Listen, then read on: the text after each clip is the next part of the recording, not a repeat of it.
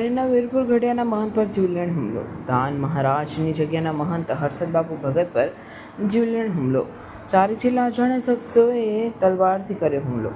દાન મહારાજની જગ્યા છોડી દેજે કહીને કર્યો જીવલેણ હુમલો. માથાના ભાગે તલવારના ઘા વાગતા મહંતને અમરેલી સારવારમાં ખસેડાયા. આ જ વિસ્તારમાં કોંગી નેતા પ્રતાપ દુધાત પર હિચકારા હુમલાના આરોપી પકડાયા નથી, ત્યાં મહંત પર થયો હુમલો.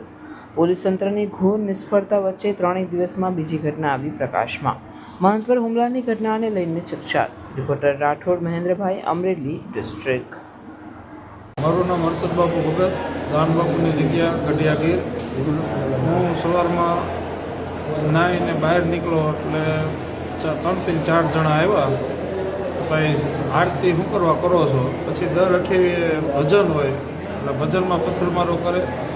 અત્યારે 15 દિવસ પહેલાં હું બહાર ગયો હતો ત્યારે મારી 4 વ્હીલ ત્યાં પડી હતી, તો એના કાચ પણ તોડી નાખ્યા હતા બધાએ.